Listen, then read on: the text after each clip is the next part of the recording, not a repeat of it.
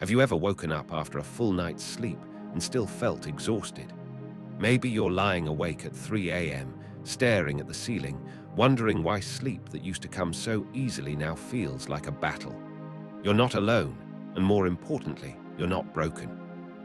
After 60, your sleep architecture changes in ways most people don't understand. But here's the truth that might surprise you. Poor sleep isn't an inevitable part of aging. In fact, recent studies from Johns Hopkins and the National Sleep Foundation show that with the right adjustments, people over 60 can sleep as well, if not better, than they did in their younger years. Today, we're going to talk about 7 evidence-based sleep mistakes that are quietly robbing you of rest. And I'm going to show you exactly how to fix each one starting tonight. Mistake 1. Going to bed at different times each night. Let me ask you something. Now that you're retired or have a more flexible schedule, do you find yourself going to bed whenever you feel like it? Maybe 10 p.m. one night, midnight the next, 9 p.m. on Sunday. It seems harmless, even liberating. But your body's internal clock, what scientists call your circadian rhythm, thrives on consistency. A 2023 study published in the Journal of Clinical Sleep Medicine found that irregular sleep schedules in adults over 60 were directly linked to increased inflammation, higher blood pressure, and cognitive decline. Here's what's happening. Your body produces melatonin, the sleep hormone, based on predictable patterns.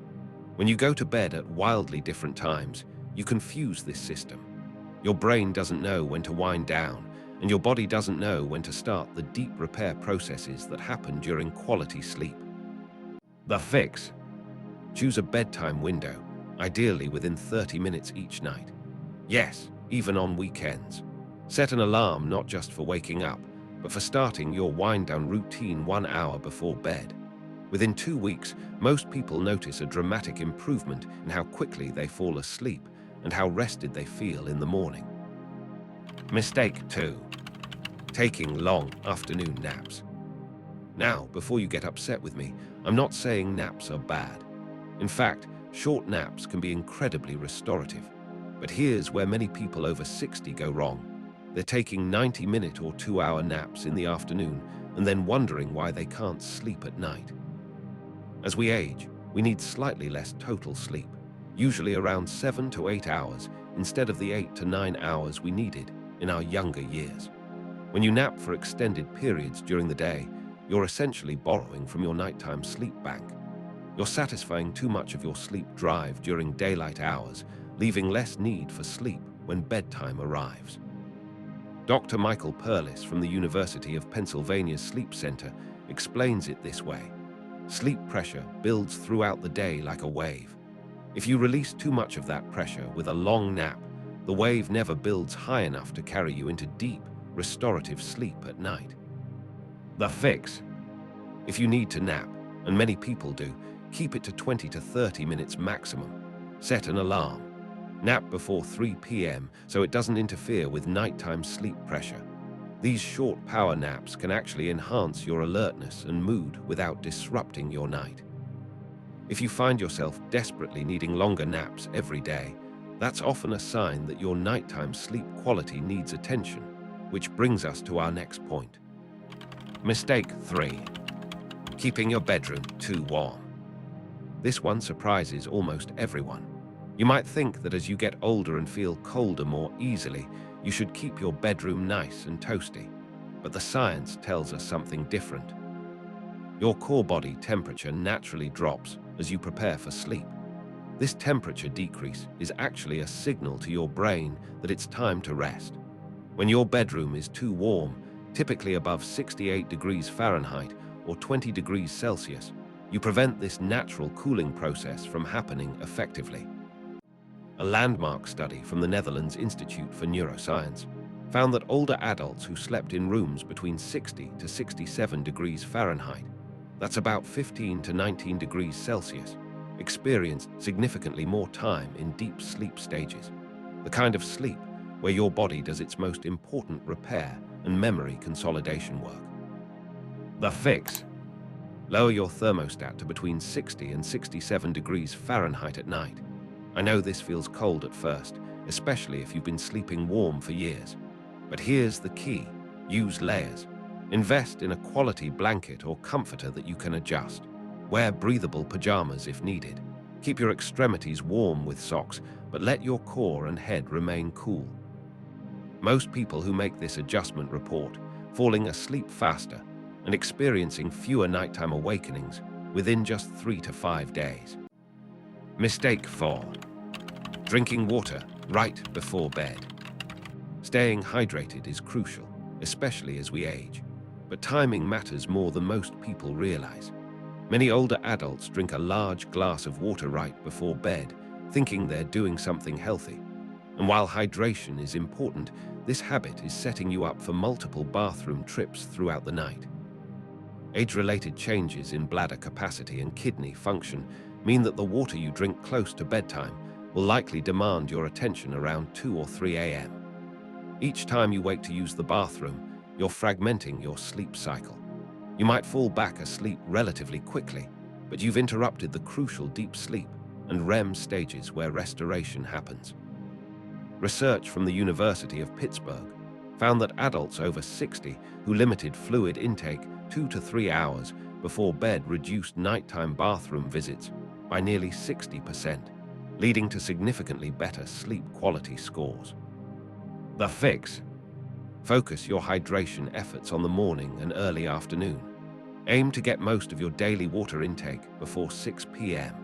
Then, limit yourself to small sips in the evening if your mouth feels dry.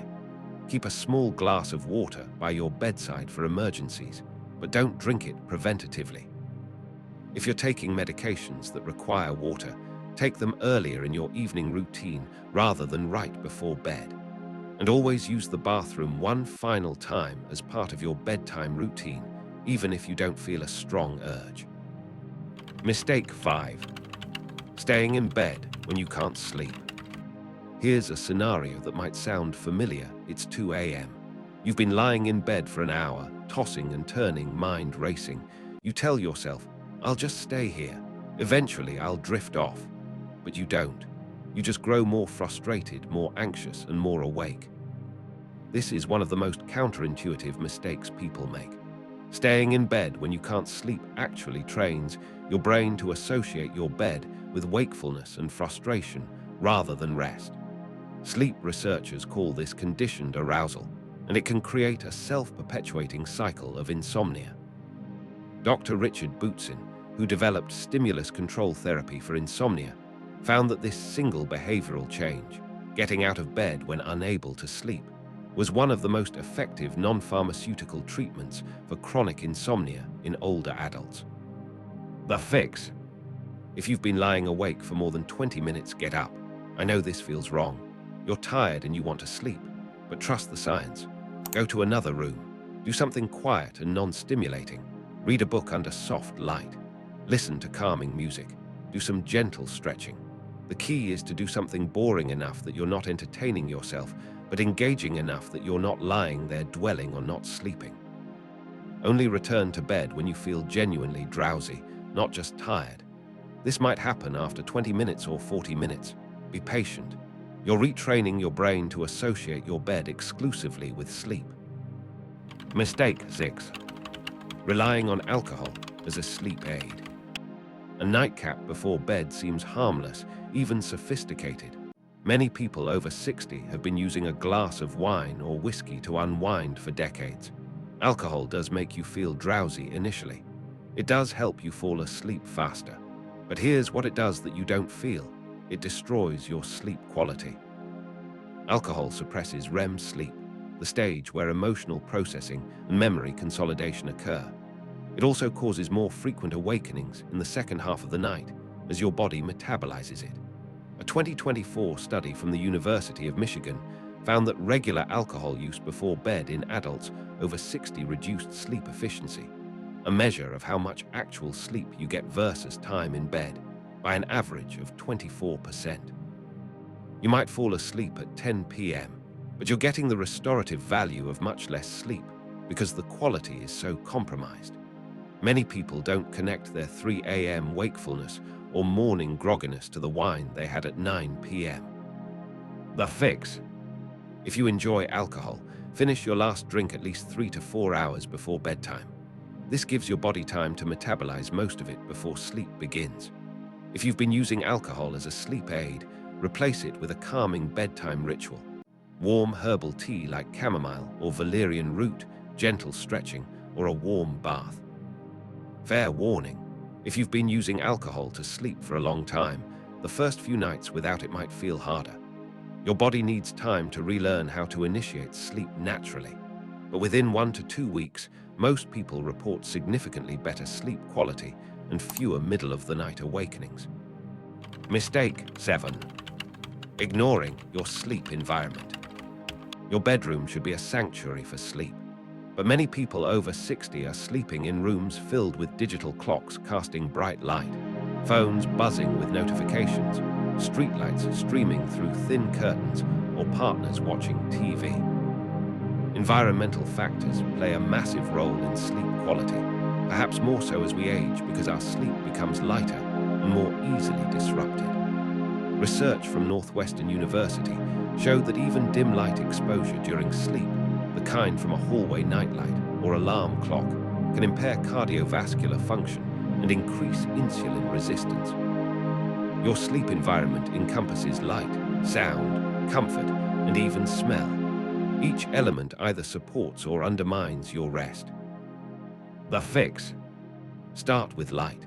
Your bedroom should be dark enough that you can't see your hand in front of your face. Use blackout curtains or an eye mask. Cover or remove any light-emitting devices. If you need a nightlight for safety, use a red or amber one placed low to the ground, as these wavelengths are less disruptive to melatonin production. Address sound next.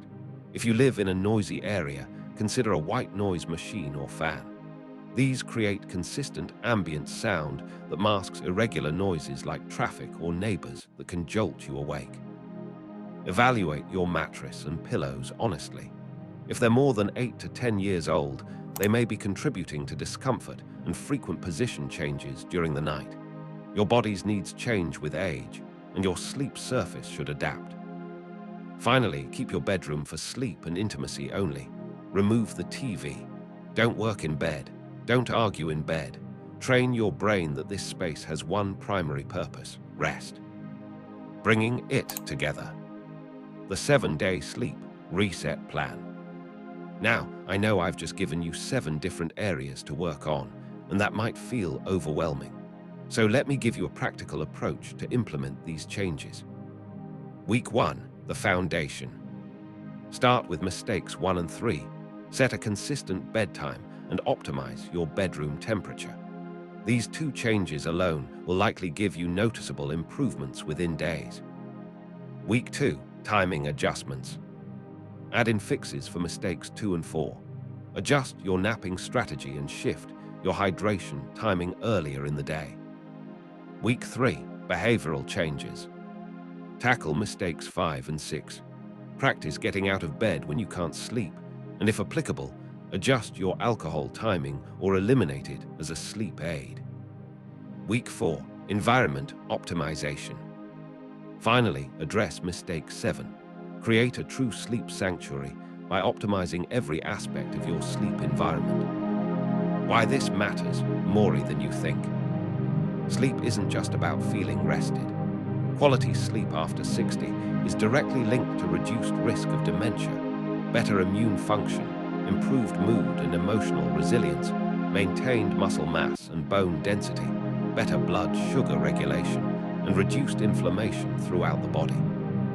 Every night of quality sleep is an investment in your cognitive health, physical vitality, and emotional well-being. You're not being indulgent by prioritizing sleep. You're being wise. The truth is, you deserve to wake up feeling refreshed. You deserve to sleep soundly through the night. And now you have the evidence-based tools to make that happen. Start tonight with just one change. Pick the mistake that resonated most with you. Implement that fix, then build from there. I'd love to hear which of these mistakes surprised you most, or which fix you're going to try first. Share your thoughts in the comments.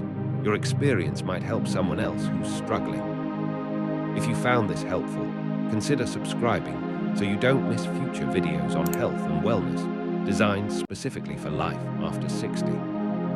Remember, better sleep isn't about luck. It's about knowledge and consistent, small adjustments. You've got this. Sleep well.